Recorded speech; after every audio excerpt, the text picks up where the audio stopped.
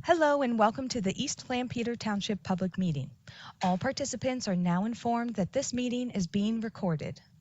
This meeting is also being offered virtually utilizing Zoom, which is a cloud-based platform for remote video and audio conferencing.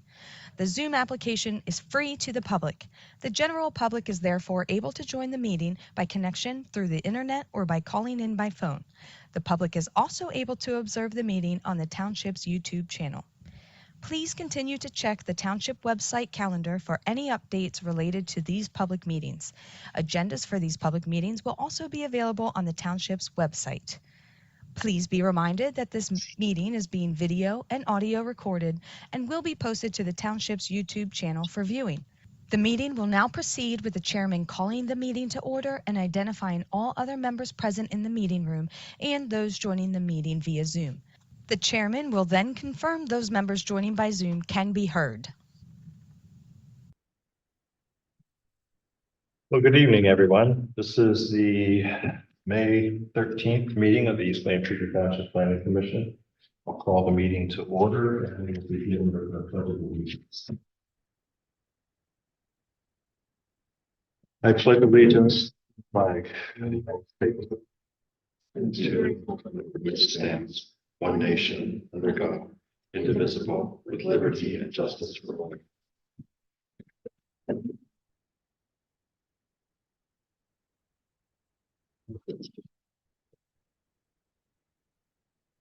Good evening. We'll just introduce who is here at the table for everyone.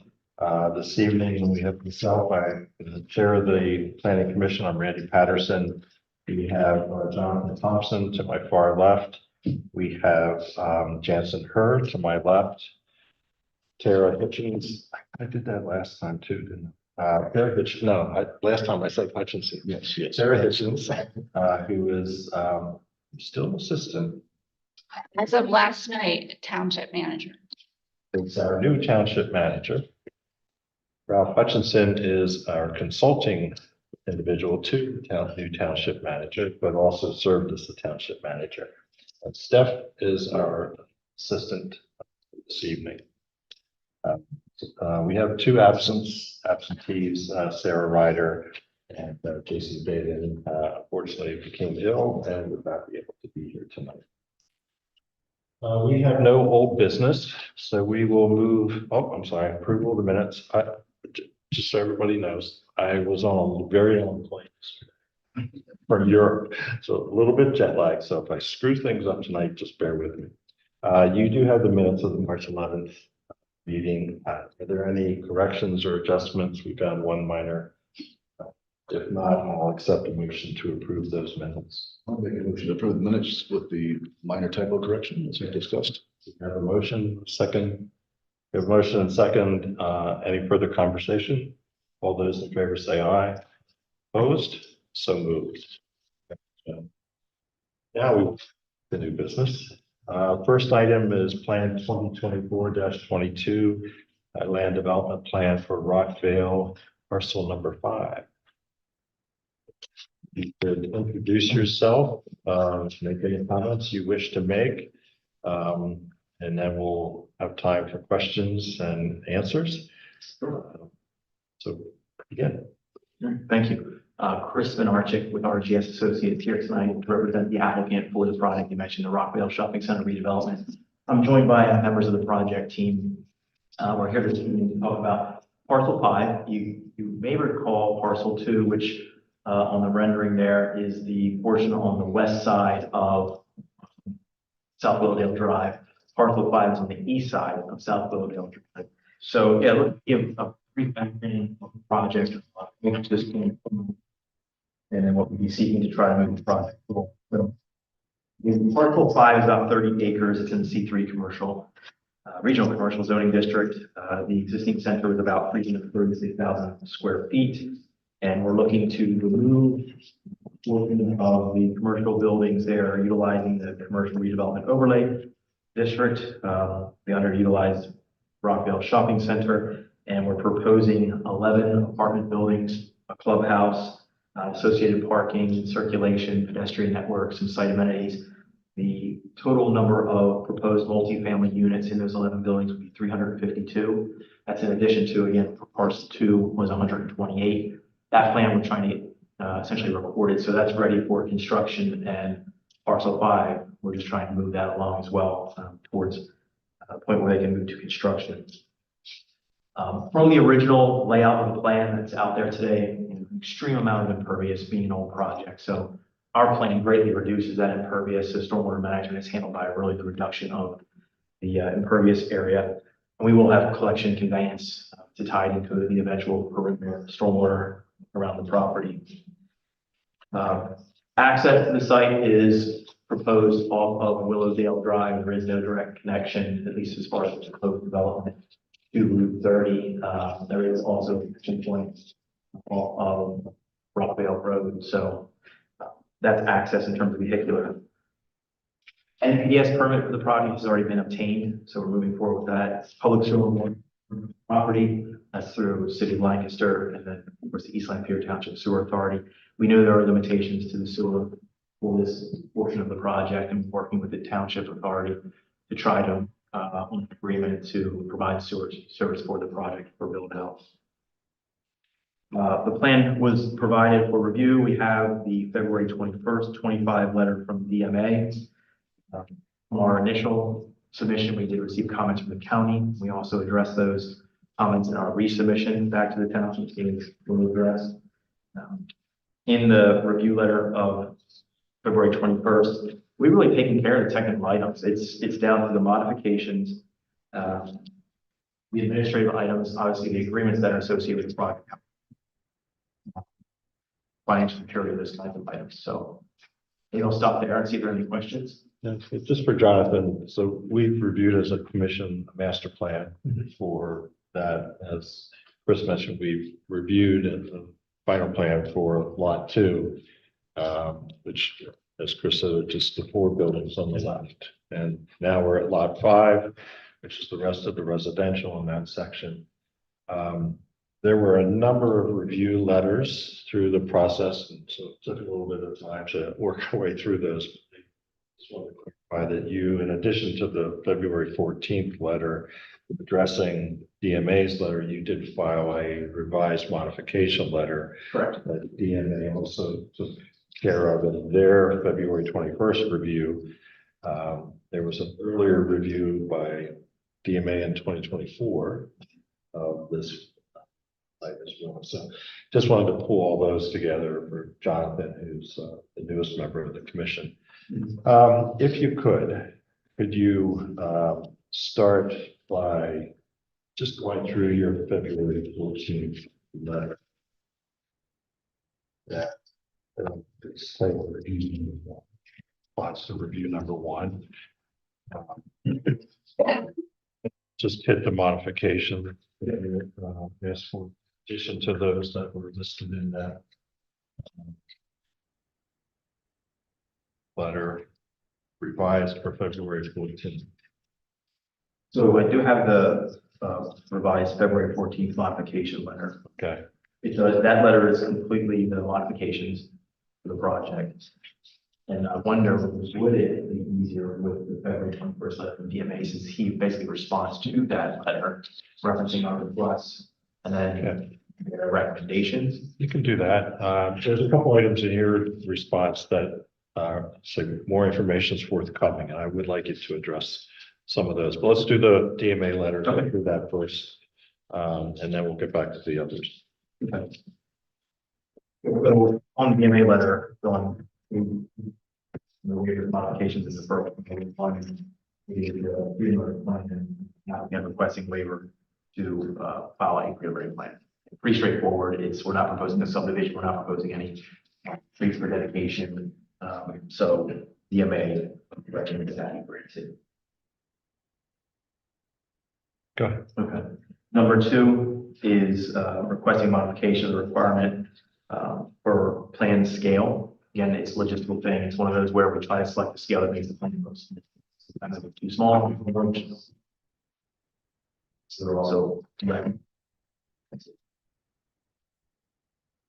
Number 3 is has to do with sidewalks. This is really about parking complex internally. So towards the end of that paragraph, number 3, it says the applicant is requesting modification of this requirement, proposing portions of the parking compound without sidewalks. The recommends that be granted. And that's in a situation, I think a good example of that is along either Rockvale or Willowdale Drive. So we have sidewalks on the side of the parking lot where the buildings are positioned, but we do not have, the way the ordinance is written, you would have sidewalks on the outside of that parking area. We don't provide sidewalks there because essentially it would be duplicating the sidewalks that run along Willowdale. Okay, I recommend to be granted. Number 4 has to do with grass planting strip. This is the applicant's requesting waiver of the requirement to provide sidewalk along Rockville Road within the public right of way. So it's, I guess, the sidewalk and the grass strip specifically to Rockville Road. And that one is recommended to be granted. So that one, to describe that a bit, along Rockville Road, we are proposing to work with the township on the overall streetscape plan. So on our plan that we have up on the screen there, we do show the 12-foot wide meandering path that essentially runs along Rockville Road rather than, the strict compliance of a typical conventional sidewalk. I'll point out that then we have been talking with staff about not going all the way up to Hartman Bridge, but then going north to Route 30 to bring people and circulate them back up to Route 30. So we do not show any sidewalk from that point out to Hartman Bridge Road.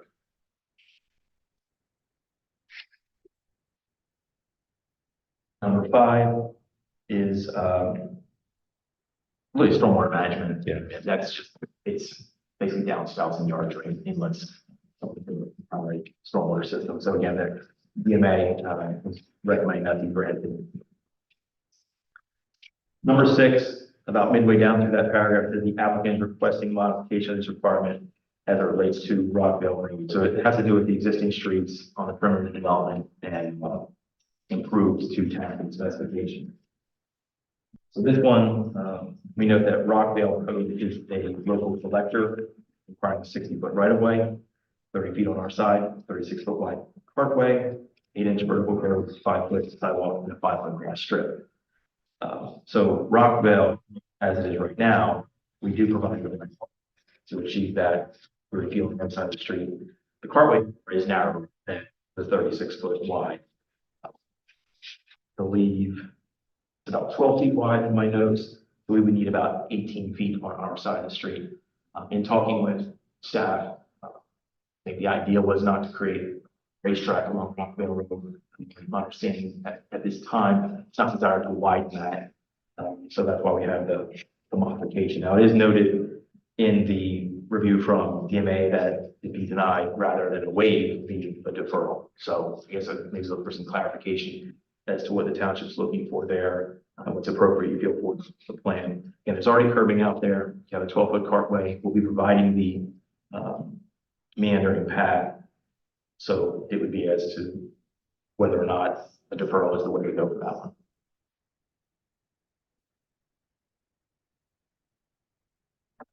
So you're looking for that direction.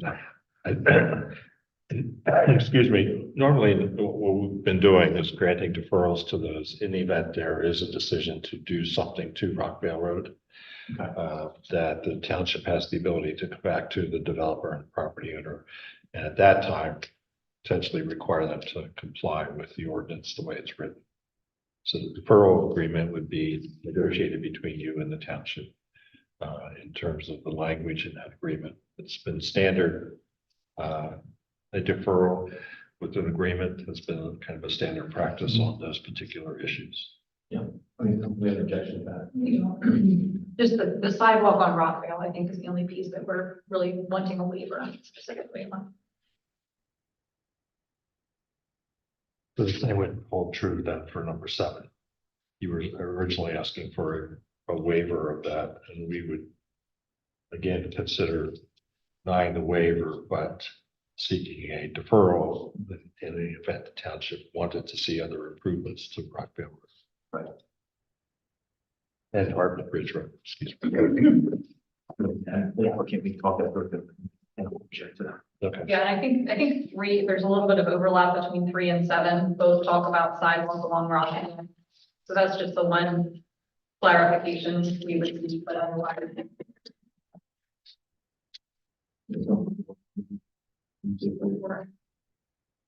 Yes, you're right. 4.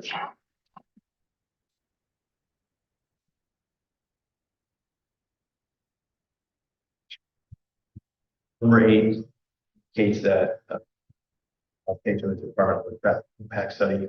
We've had conversations with staff about working with the applicant. Their feeling was that when you roll way back to the conditional use stage, there was the incentive to attract people to redevelop the property, and not do a traffic impact study to the conditional use. And then when we had done, Article 2, we felt that the traffic impact study wasn't appropriate for that, based on the calculations provided by the traffic engineer working. Article 5, same thing, information was provided to the township, based on trip generation and looking at the saldo requirement. The feeling was that, maybe a traffic impact study is not actually applicable, because we do not exceed, when you look at the trip generation our traffic engineer prepared for the redevelopment of Rockville Parcel 5, it's less than the 100 peak hour trips identified in the saldo section. We've worked that through with staff. I know there's some feelings that, maybe a traffic impact study should be performed. Our request is to waive that, just sharing what our feeling was based on the information that we prepared. Can you talk a little bit, for me at least, I understand, I read through the traffic impact information that you provided with your last submission on those counts. And that's comparing the retail to the residential, and that the residential would have a lower amount. Was there any analysis done to think that while on the retail side, most people were probably coming in, unless you're a resident here, coming in off of Route 30, but on the residential, most of those people will probably try to go out Rockville Road to 896. I know about traffic counts, but I'm thinking about traffic flow and the increased traffic flow that might occur on Rockville with that number of units. And most of those people potentially exiting Rockville instead of trying to sit out of Route 30. Was there any analysis done of that? Moving into distribution. We have not gotten into any sort of, analysis of traffic patterns or anything at this Okay. point.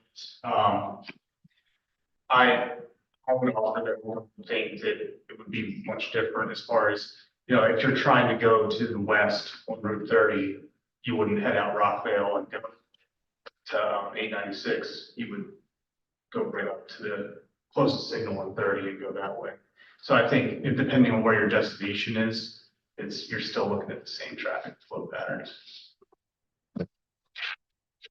And just forgive, this may be a silly question, but I'm seeing a letter here from Grove Miller Engineering dated March 11th that they're recommending a traffic impact study be performed because the prior, forgive me while I read the wording here. Prior was a conditional use, the prior waiver or deferral for a traffic impact study dated March 8th, 2021, 31.4. Was the trip generation comparison was acceptable to address the need for conditional use. But both letters indicated the current plan would require a within the service section in the subdivision land development ordinance. Had you reviewed that letter? Any comments about it? Yep. So in looking at, we understand that the language clearly in the ordinance really works about the process of the redevelopment. Then specifically, we went through the conditional use process. Once we got into subdivision land development, obviously then subject to the requirements of that ordinance. And that's where we pulled section 368.516. There's 3 criteria where it says a traffic impact study shall be required to be prepared whenever one of the following exists in the rural area of a proposed development. The first being, whenever a proposed development will generate 100 acres inbound and outbound combined during the peak hour for the development. So we went ahead and provided that information versus just our opinion, but we provided that information that showed the fact that we're below that threshold. So it would trigger a traffic impact study. Now you do have headings 2 and 3, which are kind of like a catch-all. There are, as it says, if problems exist in a local area of proposed development which directly affect access to the development. we're not accessing Route 30, we're accessing Willowdale Drive, South Willowdale Drive. But it says not limited or including but not limited to a high accident location, a confusing highway alignment, a confusing intersection alignment, or a congested intersection. So rather subjective. So I think it's coming down to the traffic engineer for the township is recommending that a TIS be performed. I think fundamentally, I think the applicant, I don't want to put words in their mouth, but just through our dialogue, they felt they were moving forward in good faith in understanding that a traffic impact study would not be required through subdivision land development because of the conditional use taking it in. So much this idea of an incentive to redevelop. It's one of the reasons why it's attractive to a developer to redevelop an existing shopping center. I mean, there's a lot of cost involved, you can imagine, with all the demolition that takes place with that. So to make it more attractive, being that all the retail's been leaving traffic impact study, which is one of those things that said, okay, unlike a raw piece of ground where clearly anything you're proposing, you're bringing new traffic to that property. This property historically during its peak was obviously generating a lot of traffic. And that's what the traffic consultant that we used compared it to say, okay, in its full peak operation compared to what the 352 units will be on this site, how does that compare? And showing that the traffic peak hour is actually a reduction. Any questions, John? Have any other questions?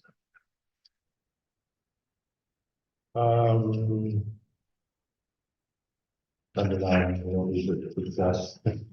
Are there any issues you have with the comments under subdivision land development and stormwater management?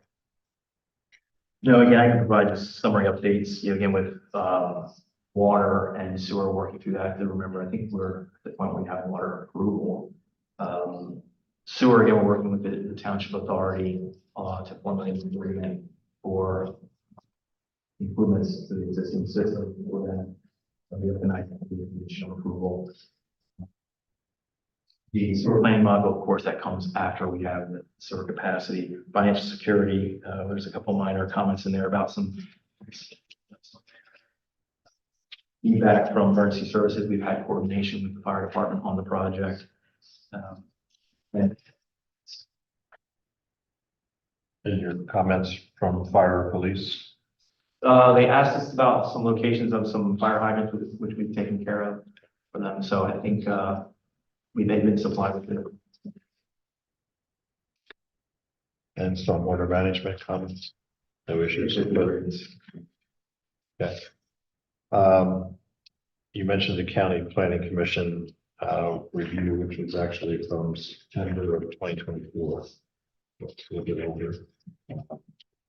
If you adjust those issues, I saw that it was the original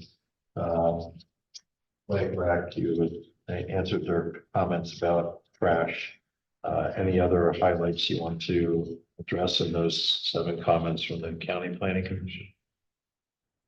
Planning department? No, I'm referring to our response letter with those county comments addressed, the change provisions to the plans. Any questions from anybody on the modifications at this point?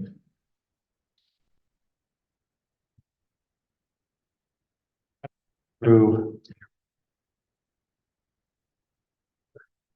your butter.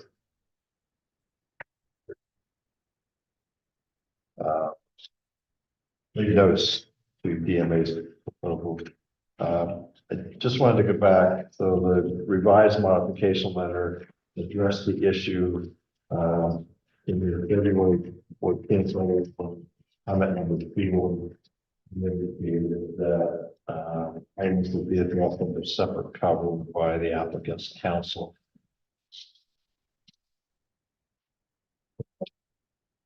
Modification letter didn't mention that. I just wanted to make sure it's page. Well, sorry, what was the February 14th letter that is your letter to Tara. the modification letter? No, the review letter, the thicker one, The response letter. your response letter. Oh. Yes. Don't have it.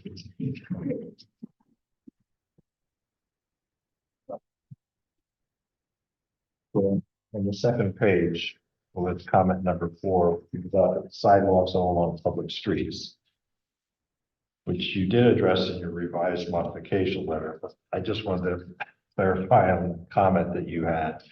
Yes. That is there still something that will come from legal counsel or? So that, yeah, as we note there, it's related to the township streetscape plan. So Okay, council is working on an agreement that outlines the responsibilities, timing, what's being prepared, or what's being proposed for the streetscape plan. okay. Zoning issues, planning commission doesn't have authority over those, but you've addressed, I think, most of the comments on zoning related issues. Can I just ask for a clarification on comes up several times about the 28.8 acres versus the 21 acres. This, I guess, has to do with lot 2 and lot 5 and how it's recorded. This is on page 5. I think it's the first place it pops up. Just so that what gets filed matches what's on the county records. So the county planning commission and our staff, I think, both commented on property ID numbers that exist at the county didn't necessarily match up with what was being provided. So are you working those out? I can take a look at what we show on the plan. The reason I asked is I read your response a couple times and I don't know that it addressed the property ID number issue as much as it talked about the condominium units. I just want to make sure the property ID issue was addressed. We're showing 28.48 acres. Okay, The site area, and that's provided to us from the survey. So they do the research on the needs and so forth. So we're relying on those folks for that information. okay. But in the county's letter, their first comment was about the parcel ID numbers not matching up or not existing. Just for clarity, when you file your final, make sure that that's addressed. It's probably, the site condominium was done after the original version of the plan was prepared, and there would be new tax parcel ID numbers assigned when they did the condominium. So that's probably what this is, and we'll make sure that we have the correct parcel ID numbers.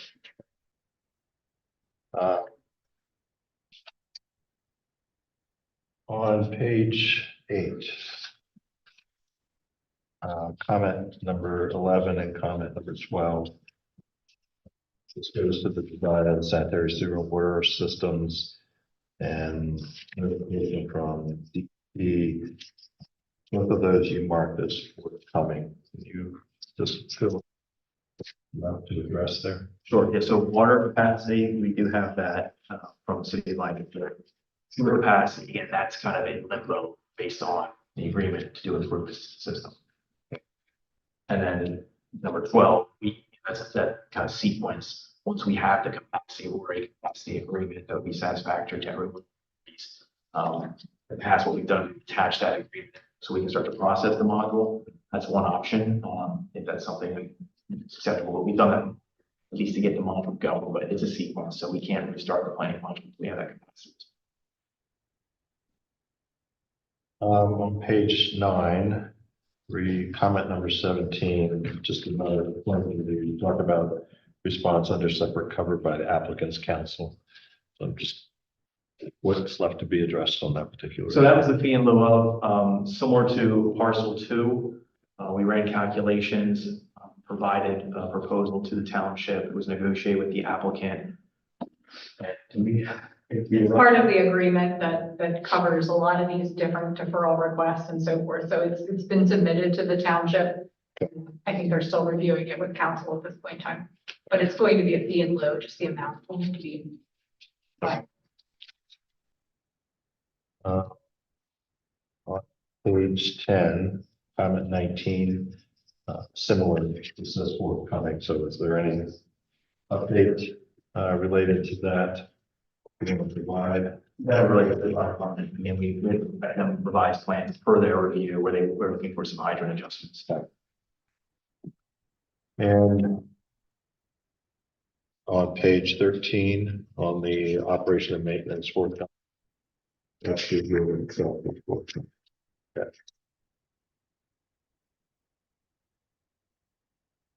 I have questions so far on that letter. Gentlemen, their response to DMA's review. Nothing will happen there now. I apologize. I don't mean to be, I feel like we're bouncing around here, but back to the letter, the February 21st letter. On this page 3, item number 7 at the bottom, there's a comment there. In addition, the applicant shall confirm with the township that the existing sidewalk along Lincoln Highway is adequate. I assume that that's being handled and that you're working with the township on that, or with the streetscape. It's side of the streetscape. I mean, you have curbing out there, you have sidewalk out there across the entire frontage of parcel 5. It's just a matter of how does that relate to the streetscape plan that we're working. Sorry, it's a small question. Just want to make sure that was.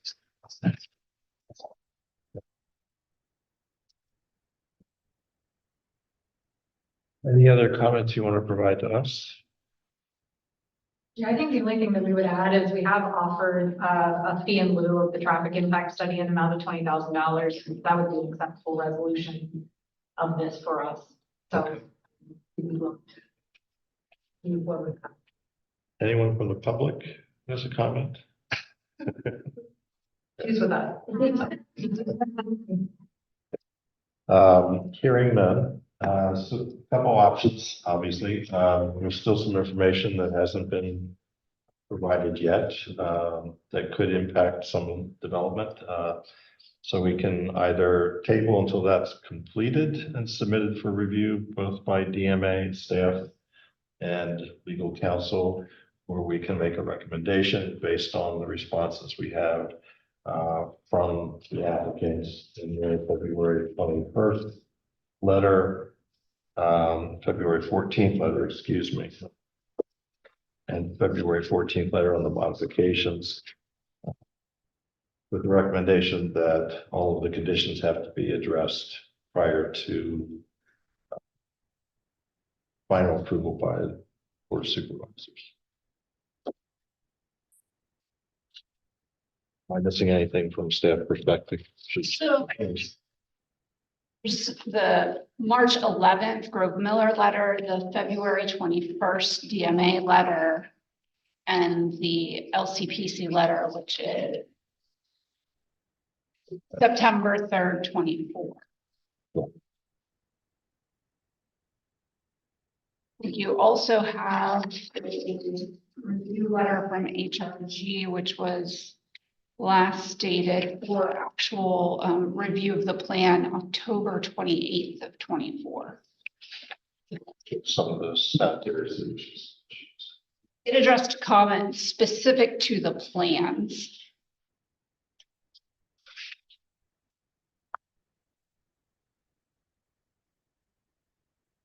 So just to make sure when I say this, the applicant doesn't have any issues with meeting the conditions and items addressed in the letters that have been identified.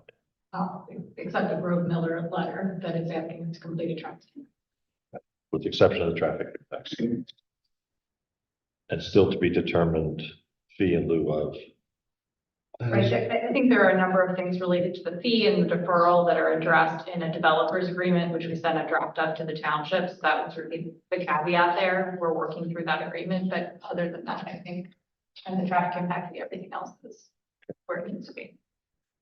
Which just raised a question. I know in the review of this project, we've talked about recreation space for residents of the units, and we specifically talked about a hot lot as opposed to a community building with a pool. Did that go away? Is that still being addressed in some way, shape, or form? I know it was relocated for a while, but I didn't see it on anything that was submitted. So I'm just curious. I know the unit sizes and everything, the likelihood of a lot of children being here is pretty small, but there was a comment that's been raised by the commission in several different reviews.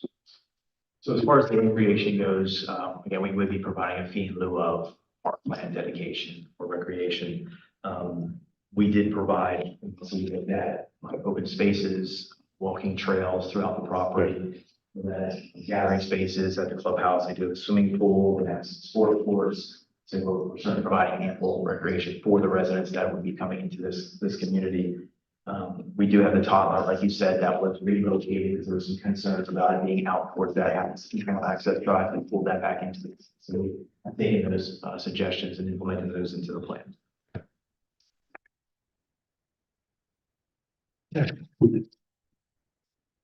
So, just to review. On February 21st, we have the HOG letter, we have the Miller letter, we have the county planning department. Issues related to final approval, being able to record a plan. Saying anything from what's to my left.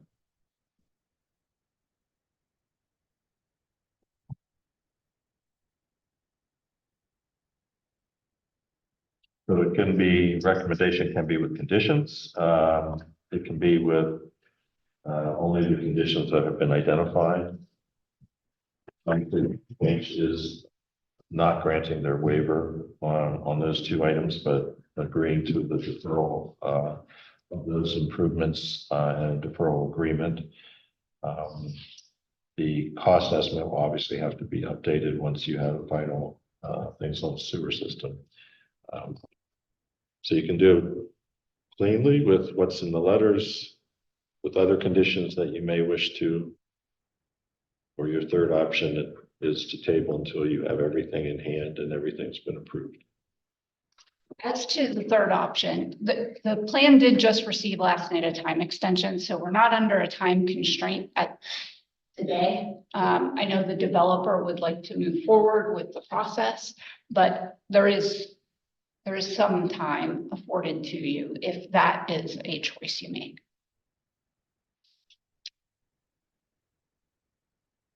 A little bit about the time. So for one, I think there's still conversation about the traffic study versus agreeing to what's been submitted by your consultant, traffic planning and design. Obviously, the sewer system agreement still needs to be reached. Obviously, with that, DEP still needs to sign off. The agreement of fee in lieu of needs to be resolved. I think those are the four major issues that are left open. Just for clarification, basically what you're saying is with the time extension, that would give the developer a little more buffer for them to gather all this stuff prior to final. Well, the time extension that was approved was for review and action by the Board of Supervisors, which must take place by August 19th, I believe is the date that was voted on last night. So that means you have your June meeting, your July meeting. I didn't look at your August meeting date. So in connection with when the board meets. So you have one of those two to make a recommendation if you choose to move that way. I would be partial to for this plan. I'd be partial to approving the everything as noted here and as agreed upon here per the David Miller letter and the February 21st letter, subject to the conditions we've talked about, which is obviously the sewer agreement needs to be reached along with the PADEP follow up to that, like you said, with your process. Additionally, with the modifications that we are going to grant deferrals on items numbers 6 and 7 on the February 21st letter. And then pending final decisions by the Board of Supervisors on the fee in lieu of on those items there. And regarding the traffic impact study and the other items noted. In favor of moving the ball along on the items that we can, and then letting the other items rest until final agreements are reached. Can you restate that one more time? Sure. I tried to write fast, but that's okay.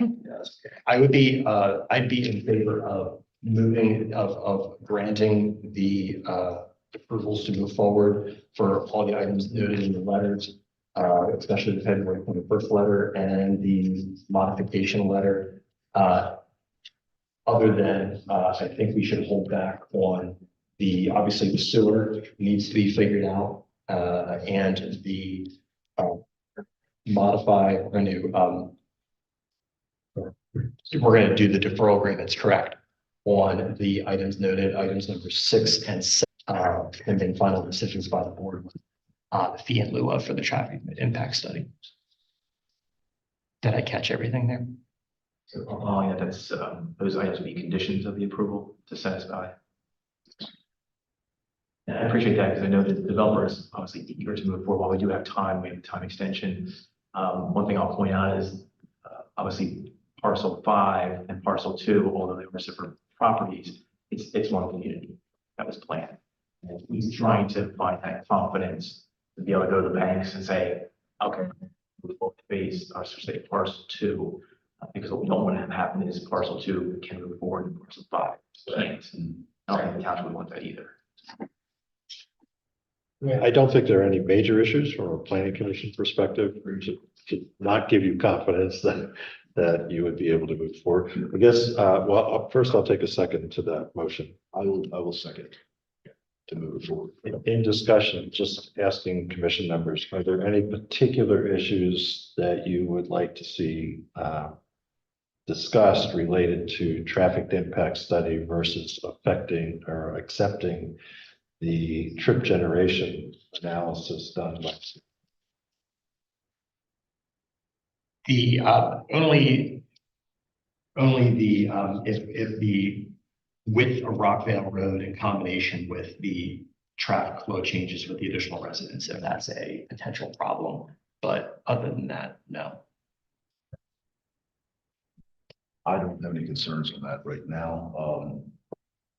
I know the traffic on Rockville Road has changed significantly since Rockville Square has begun. We now have at least one other traffic light there. So I think that would alleviate a lot of the peak numbers anyway. So I do not have concerns this time. Okay. Any other conversation related to the motion? Hearing none, all those in favor say aye. Any opposed? So moved. Thank you for your time.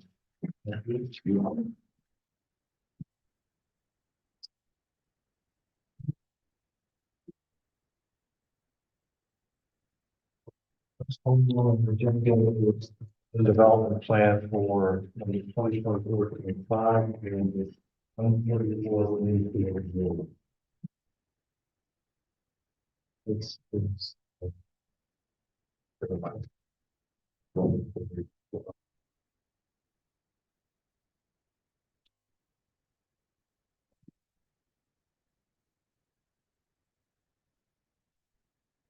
Oh, you're still here. I'm back.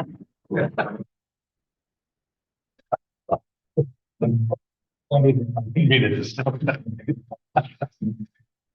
Please go ahead. Really here for plan you have up on the screen is after the image that was used when project came through as a site plan. You may recall at that time we went through a series of modification requests, and that was really for High Steel to make sure they could proceed with what their vision was to the project. So I think we're probably familiar with High Steel, what happens there. Factoring, we can have on the screen, you can see the area of the property at 144 120 Greenfield Road. The area in white there is what's being proposed as part of this plan. It's about 21,400 square feet. It's simply an extension of that existing building. The plan had gone through review. We have the April 16th review letter from DMA. Happy to walk through there. It's on the plan. Looking at what that really is. The end of the building. So Yeah, I don't I don't think you need to go through them, but we would normally ask, are there any comments that create an issue for the applicant? So we went through the letter from DMA, talked to your township engineer, Scott Haynes, to make sure we had clarification on how to address them. So we had a productive call with him. I think we have that squared away on how to add the appropriate note and so to the plan. Historic information. The zoning again was mostly notes. It was revising the setback from 40 feet to 15 feet from the side. So yeah, we don't have concern to address the outstanding items. And you did ask for one modification related to the proposal.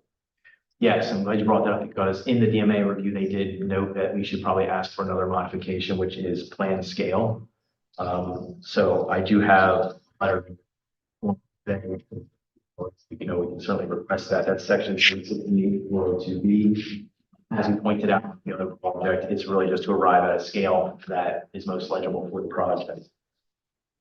So we do have a 100 scale plan within the plan set. So there are scale plans in the plan set. And then the modification that was part of our original application for the land development plan was the location of all buildings, streets, and parking compounds. That's section 368-402B23. And we have support from DMA on that one. That's really just a matter of, again, area is fairly isolated around where that proposed addition is. It's a large parcel, so we didn't get survey. It would be extremely cost prohibitive to get survey of the entire parcel when you're only working with a fraction of that parcel. So we really have a modification to show that information based on available GIS data.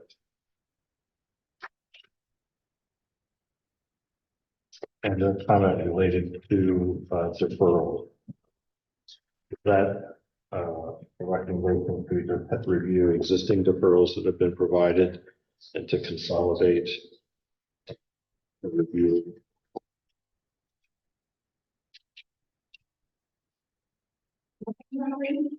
Page 2 under waivers and modifications of deferral. Agreement. So all approved deferral will be provided for review. But I didn't see any deferrals. They came in with the sketch plan. That was for a traffic impact study, Sidewalks. sidewalk. I road improvements. That's right. In fact, I made the motion. You did. It's just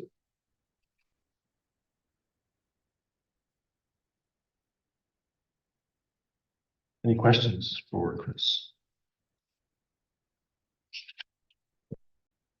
My side.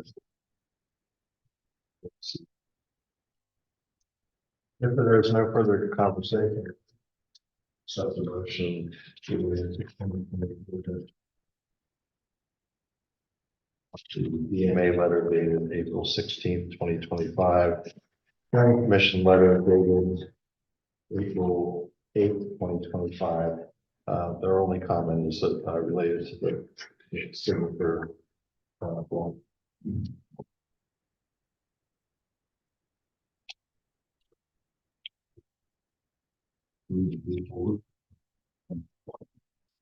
25 includes the letters April 16th, DNA from DNA and the county letter 4/8/2023. No, I'm missing one. Is there a second? Second, John. Okay. Any further conversations, discussion? Comments to the public? All those in favor say aye. Opposed? So moved. Thank you. Thank you.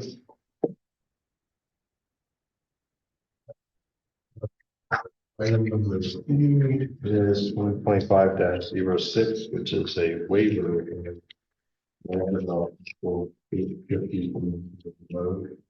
Right, this is the former Pennsylvania Health College office building. That's approximately 63,000 square feet. It was intended at the time for originally, and then for PCHS. St. Joe's is in there now, and they're not utilizing all of the space. They went to high, their landlord and asked if they could sublet portions of that space for up to 10 office users. It's an office building. It's a 1-for-1 in my mind. There's plenty of parking on that site as long as, you know, they're occupying the space of the building and not expanding it. Then I as township staff don't have an issue with the waiver. Questions? It's fairly straightforward. If nothing's changing on the outside, so I think that There's no capacity changes on the inside as far as number of people in the building. In fact, if anything, it would decrease because they would cordon off space for the various office. Yeah.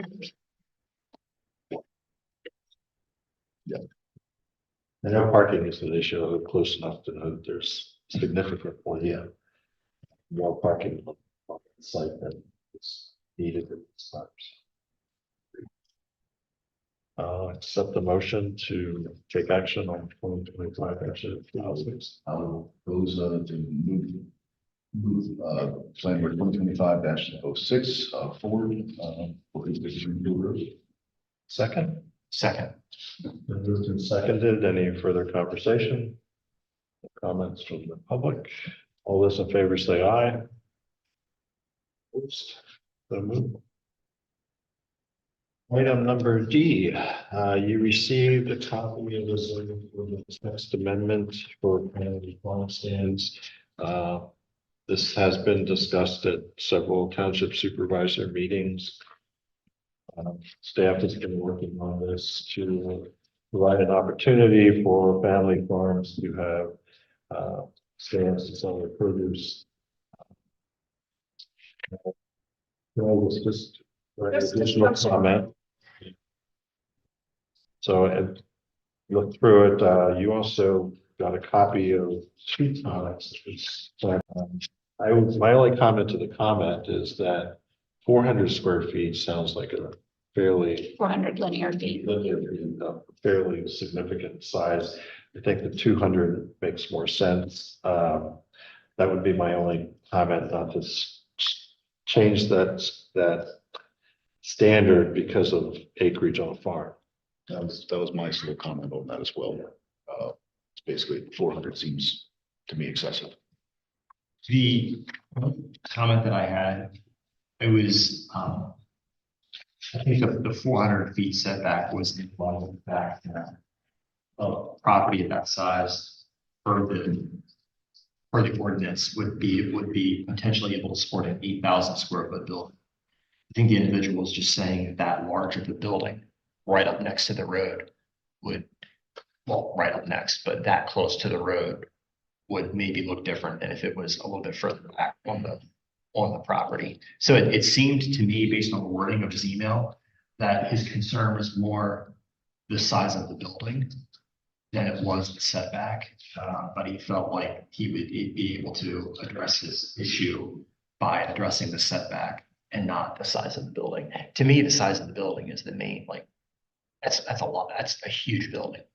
It is. I was trying to look at my house and then that out and look at the size of. And then it's like one floor. Yeah. So yeah, I was surprised that they would be, I was surprised at that. I mean, that's a really big building.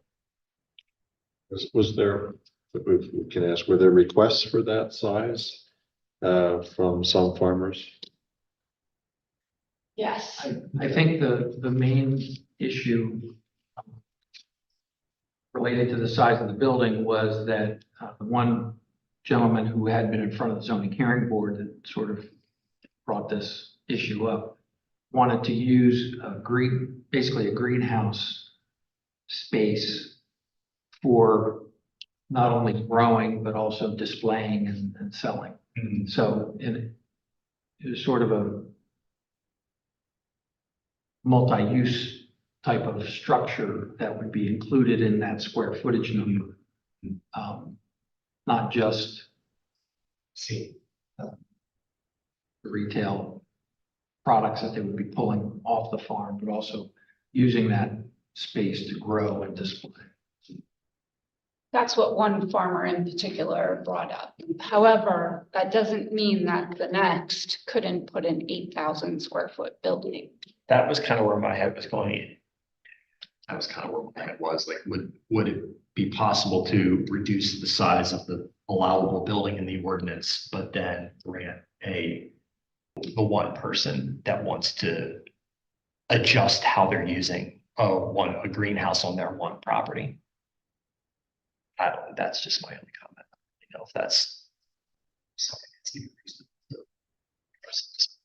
Well, I mean, the way that the draft amendment is structured at this point, it does sort of set a basic arrangement for a family farm market. And then if a particular farmer wants to do something different than what's in that basic arrangement, they have to go to a conditional use process in front of the supervisor. So, you know, what you're suggesting isn't it's not inconsistent with what's already in the ordinance. It'd just be a matter of changing where that threshold is for when a farmer would have to seek conditional use, rather than just the basic of what's allowed in the ordinance. My other comment on the setback side is if you require a 400-foot setback, does that not idle more potentially land on the backside? If you keep it at 200, then that land behind remains available. Yeah, for otherwise you'd have that, and then it would also require harder impervious surface in terms of access to those that building was set back that deeply. So I know we have no public proceeding. If we receive any further comments, I'll be sure to include those in when you take this for action at your next meeting. Thank you. And then second is subdivision land development text amendment that staff has been working on, addressing comments from this evening, addressing a park and rec fee in lieu of providing that within the development itself. And trying to, I stopped trying to actually come up with a formula to do that. So what's being presented is that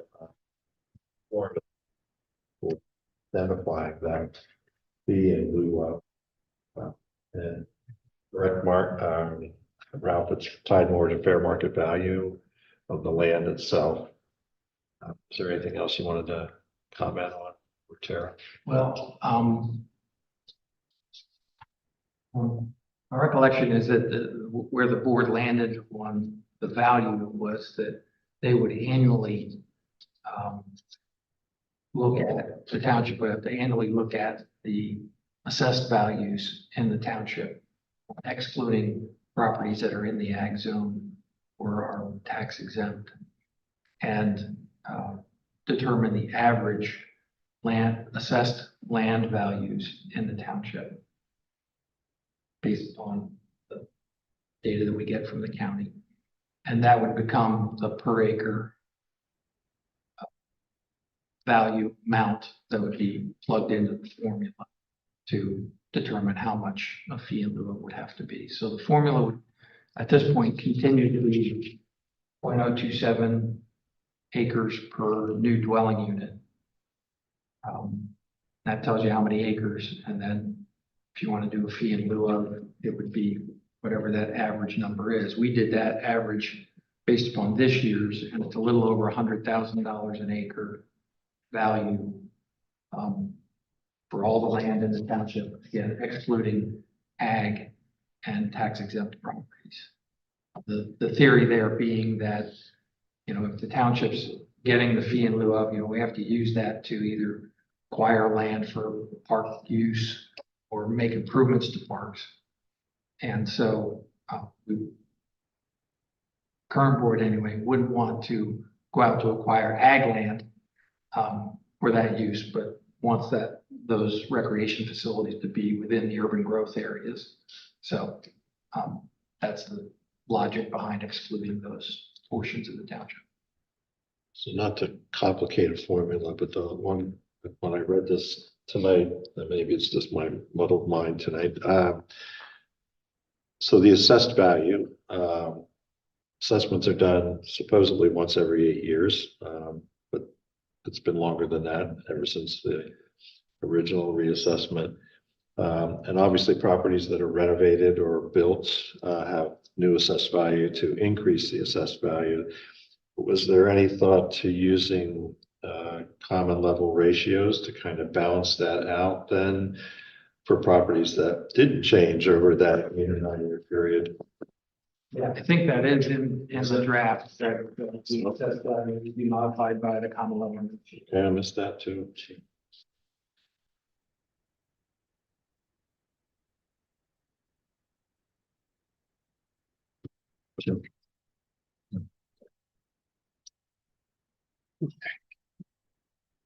And again, the assessed, it's just the assessed value of the land. Right.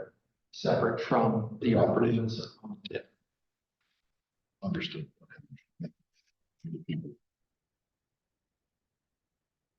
Comments or questions for staff? Just for clarification, that's 0.027.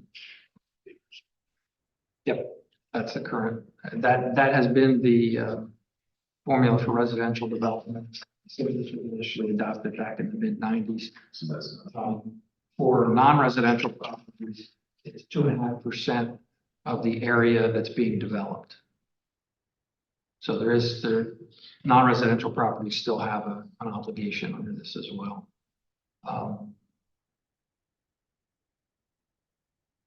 There were some other things that were included in here that aren't in the current ordinance to make it clear on how the township will view developments similar, again, just using the Rockvale redevelopment as an example. They are going to be providing some recreation facilities on their property. So, the idea of the ordinance is to have new development pay for the burden that's going to be put on the township to provide park and recreation space for new residents, new uses. And so if they're putting some on their own property to accommodate some of that demand, then there's credit identified in the ordinance that would be given to reduce the obligation to pay a fee to that is more specific in this proposed amendment than it is in the current one.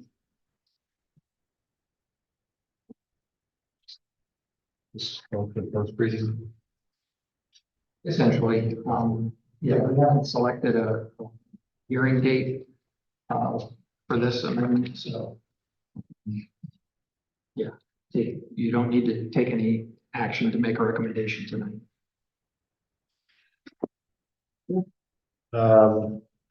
There's two other things in there. One is the ability to have a credit for affordable housing units. And that's number 7, I believe. And then number 8 is this is always there, but just to make it perfectly clear, the developer can come to us and say, I'd rather do this project in your park. Existing parks. Right. Yeah. Which could help reduce township expenses as well. Yeah.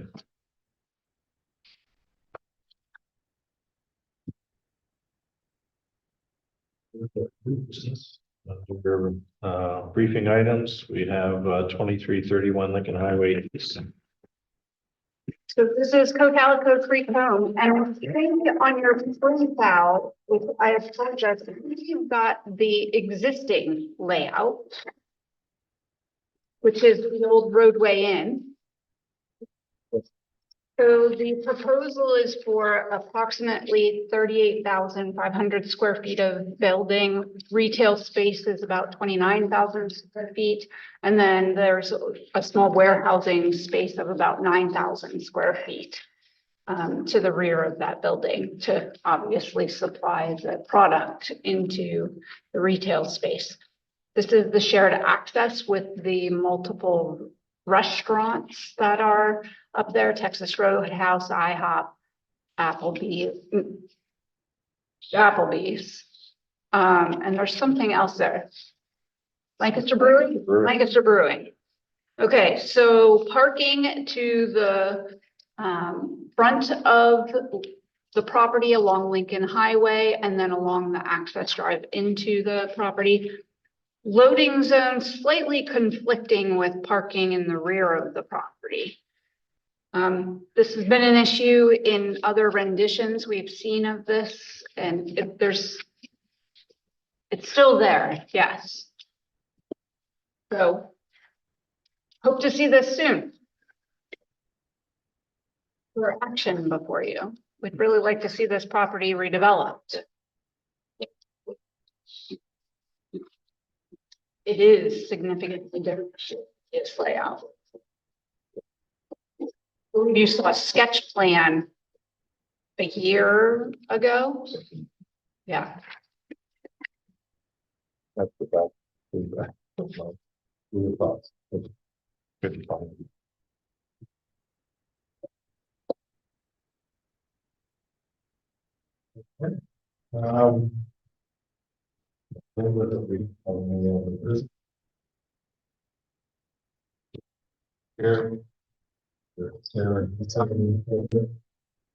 So we have met 3 times as a steering committee for the comprehensive plan update. We are meeting again this Monday, and our consultant, who is HRG, and Dean Severson with HRG, he has been moving forward on putting together a survey that will be distributed to all of the kindergarten packets at Fritz and Smoketown, as well as on our website. And we hope that everyone shares that to get feedback on a visual preference survey, but with a twist. So we want to know your visual preference. So this type of housing versus this type of housing, but where do you want to see that in the township? So putting that visual preference on a map.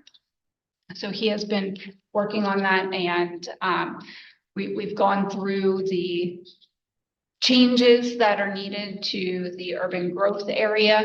And those are changes that we've already gone through with Lancaster County Planning Commission. And so that was an easy handover as they work through their process of implementing the growth management plan for the county.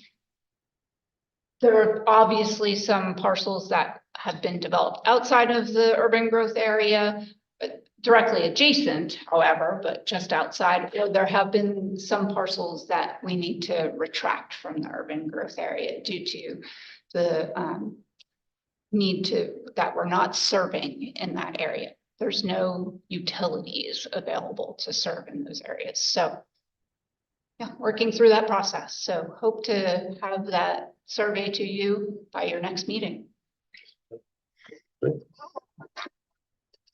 Any other comments from staff or the commission?